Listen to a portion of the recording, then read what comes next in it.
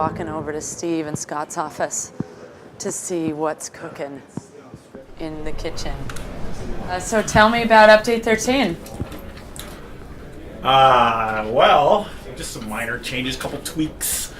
Couple bug fixes. Bug fixes, tweaks, performance improvements, fix some spelling mistakes in item names.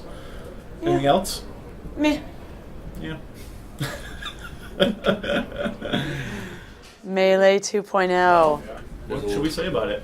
There's a lot of hype around the office about it. So I think it's a matter of just final balancing and final massaging of the different stances and making sure it works with all the different AI types and that sort of thing. But yeah, it's really coming together.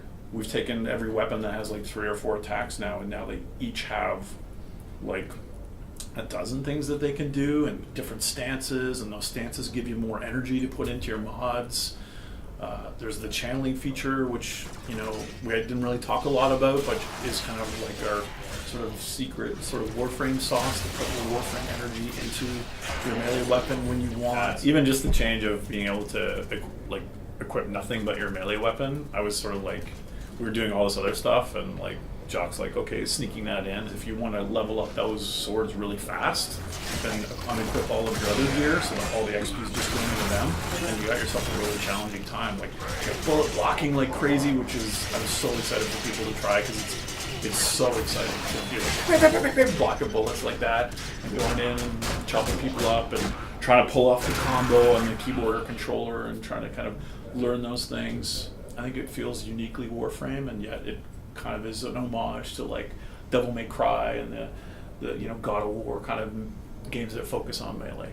We've got Hydroid as well. Hydroid, yeah. Hydroid as well. You turn into this water form, and then anything near you goes and falls into this kind of void, and then if they die, then they're gone forever. Or if they survive that, they'll kind of be spit back out when you turn back into your solid form. So he has a lot of really neat kind of elemental, kind of Kraken like powers. And what is crazy is like that for that power, like that basically these watery tentacles come out kind of like the abyss, right? These tentacles come out, they grab guys and they start flailing around. There's been some just absolutely amazing things that happen just in the simple testing we've been doing. So I don't know, I think he's going to be really, really fun. He's very different. The dark sectors, yes. So yeah, every Tenno clan, or they can form together in a Tenno alliance and basically take back these dark sectors, which are places that were previously unreachable. They can build this Auric and Solar Rail to make that place open for the entire game to play there. But if you want to try to contest someone's control of it, then you can try to deploy your own rail there, and then you get into this kind of conflict situation.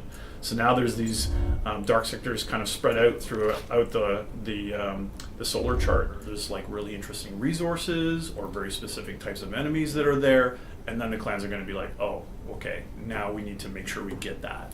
Hopefully this is going to give players a whole sort of layer of political intrigue and excitement to kind of take part of the map for themselves, which is, I think, really neat. Yeah.